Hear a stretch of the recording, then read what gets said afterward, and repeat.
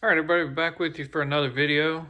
If you watched our last one, you saw we went to Mecum and tried to figure out how much this guy might be worth when we're done fixing all the stuff we need to fix on it. So hopefully you went back and looked at that, or you will. But bottom line, we know kind of what we think this might be worth when we get done with it. Now we got to look at, did we spend too much money on it already?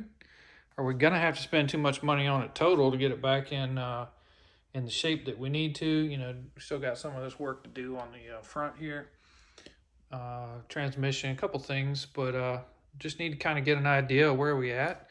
Are we upside down yet? Or are we still in the good area? And go from there. So the way we're going to do that is kind of came here and wrote down what's going on with this thing, broke it down video by video.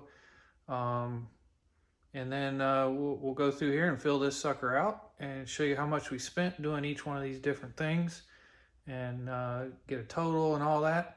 I'm not going to tell you how much we paid for the car, but this will give you a good idea of what it's going to take to get this running driving, because we did go pick it up running driving, drove it for a couple hours.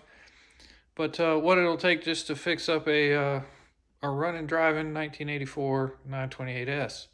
So with that, we'll go ahead and get into the first video and get filling out this board. Okay, so let's go ahead and start filling this thing out. We started pretty simple and easy with these hood struts. So we'll go ahead and put down what that costs us. So a set of those cost us 30 bucks. And that was a pretty simple one. So not a big expense there. Now we went into the engine tune-up piece on the next video. Spark plugs, filters, some of that stuff we didn't, distributor cap, rotor. We did not change the spark plug wires because those were pretty expensive, and the ones in there seem to be working all right. But regardless, for that one, we were at $375. So those parts kind of added up a little bit, but stuff we needed to get done in order to try to make this thing run right, and it seems to be running pretty good. Other thing was the fuel filter. No clue when that had been changed before. So that again wasn't a super hard thing to do, and it wasn't that expensive. So that was 45 bucks. Now the transmission fluid and filter, which unfortunately, this dollar amount, I'm gonna have to do again because we got to drop the transmission to clean or to do the pump gasket and stuff because it's leaking. But we spent 107 on that one. Now the diff fluid, that was a pretty easy one. I want to say we spent about 40 bucks. I didn't even honestly go look that up.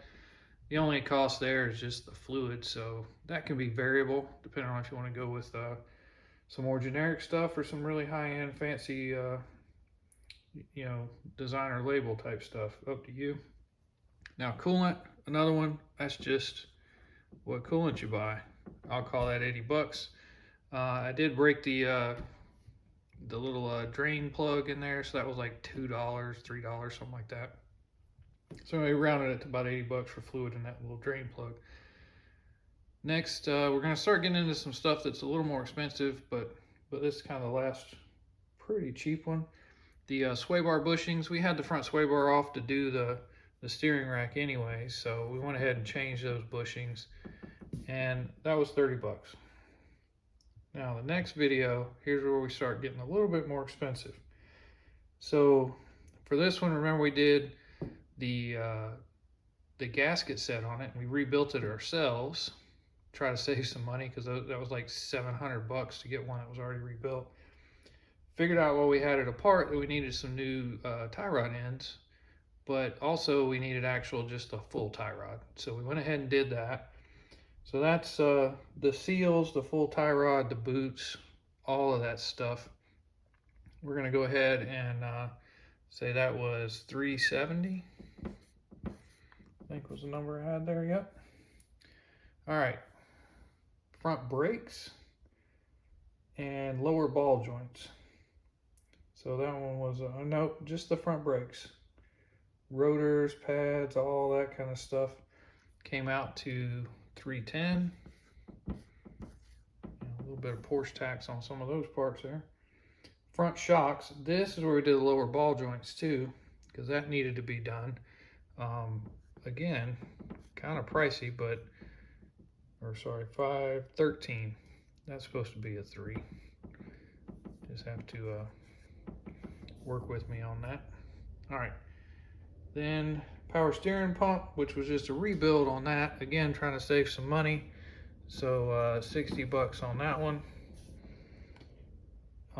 And that was new reservoir fluid, all that stuff. So about 60 bucks on that. Then the ground wires. So that was again like 60 bucks. So really the suspension and brakes is what's really kind of hurt us at this point. And then, you know, the steering and stuff wasn't too bad. But coming over here to the rear brakes. So we did a video where we did the rear brakes and shocks all together. So with that one, we were up, you know, pretty pricey on that. But that's shocks and brakes and everything in the back. That came in about $800. Plus, I had to get the upgraded rear shocks because I couldn't find any of the kind of the more stock versions. So I had to go with the Coneys because just everybody was out of the stock ones. So was what it was. All right, the rear hatch latch, we're gonna call that about 65 bucks in parts and some JB Weld there. So not too bad on that one.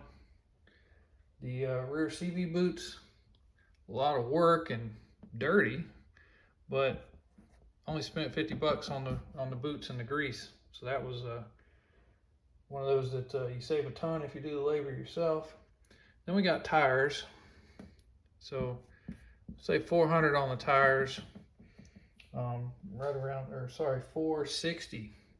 Again, I don't know why that didn't wipe off too good last time, but it's 460. That's what we got on that. So 460. Luckily, I know somebody. You saw the video, you saw where we got it done, but basically they just let me use their equipment, so I didn't have to pay any labor on that. So that was good. I just you know, hooked them up with a little tip on the side there, but I didn't have to pay a normal install fees and all that kind of stuff. All right, then the flex plate, all I needed there was some exhaust gaskets and some bolts. So we'll call that 30 bucks. All right, so I added all of that up, and as far as that's just all parts. So that was $3,425. All right, so that's the total of what we spent so far. So not too bad. And if I'd have paid to have a shop do all of that, man, I don't even want to know what some of the labor costs would be on that. I mean, I probably easily have, I want to say maybe a good $2,000 in labor to get all this stuff done. I mean, it's a decent list when you just step back and look at it. But when you look at, you know, having to do some of those things, taking stuff apart, rebuilding things, the whole front suspension was basically out of the car, full brake jobs, all that stuff. I mean, it depends on what shop you take it to, but I mean, you could easily have $2,000 in that, maybe. I don't know. Any of you guys that do that, let me know. I haven't written a service order in a long time, so I don't know what some of these things are as far as hours and all that kind of stuff, but I know it took me a few hours. So anyway, I think we've saved ourselves a decent amount of money by doing all our own labor. And yeah, we had to buy a couple tools on the side and all that, but I just kind of sink that into like shop costs, you know, because the tools are something we'll use again. Probably should have had them in the first place, you know, stuff like that. So no big deal. And I went to Harbor Freight for most of it. Not all of it, but a decent amount of it.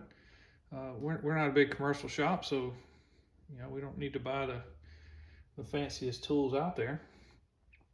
Now we got to look at the to-do list here.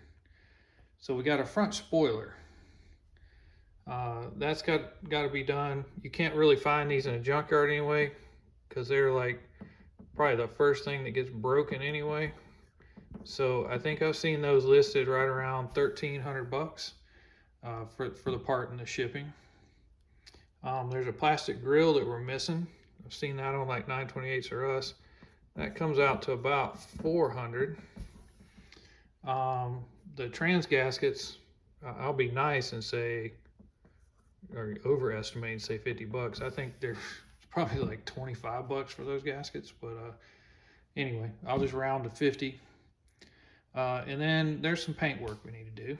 Just, we got some of this stuff on the front. So when we do the grill and the front spoiler, they're gonna have to do some touch-up work on this. I mean, you can see where there's some scratching or cracking or something there. So anyway, and then we'll see if there's any other stuff on here that the shop needs to touch up.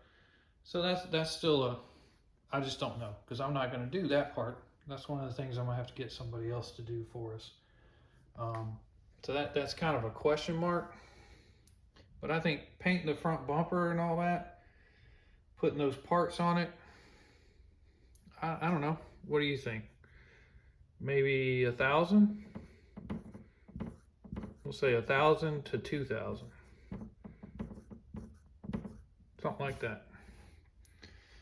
So if we go high end, that's going to be 2, 3. We'll call it 4,000 more. So if I was to put 4,000 more in this thing, so we'll just round it off and say we're going to have 7,500 in this thing as far as parts and a little bit of labor for the paint. But that's the price right there to do what we've been doing. And there's probably other stuff we could work on too. There's a couple little pieces here and there, but basically to get this thing as a safe running, driving, usable car that you could put up for auction or put up for sale or something. That's what we're looking at. So when we bought this car, me and my son really started talking about, like, we went to Mecum last year, so not last month, but last year. We thought, man, or sorry, it was actually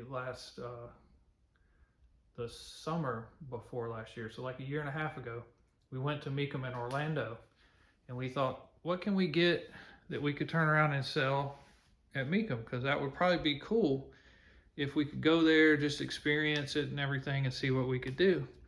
And we looked at different things, but this was just a car we were looking at. And so we decided to look for this, found it. Running, driving car, right? You're supposed to just do a little this, a little that. And that's really all it is. I mean, it's brake, suspension, some tune-up maintenance, things like that. So nothing really super crazy. I mean, that transmission job's going to be, a chore. But other than that, it's kind of been what we expected. Wish it had a few things less to do on it, but it kind of been what we expected. So that was the idea, was get this car, fix it, enjoy it a little bit, and then take it to Mecum and experience selling a car at an auction. So I think that's what we're still going to try to do. We just got to finish doing that transmission, get the front end done, and then work on getting this thing out to Mecum.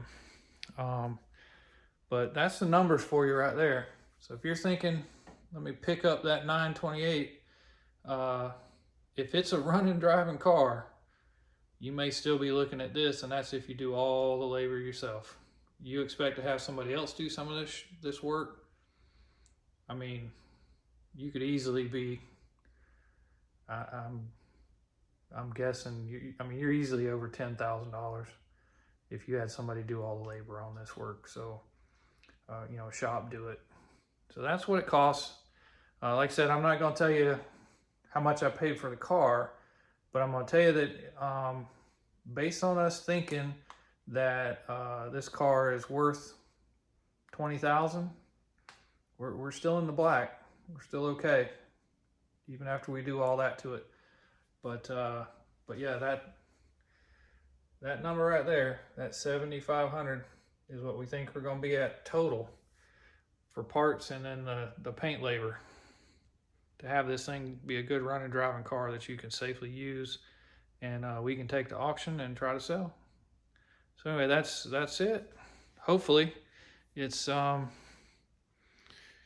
that's all we got to do to it, and we can take this to auction and have fun trying to sell it. So stay tuned, come back, subscribe. That way you can follow along with our journey and see if we actually get this thing to auction.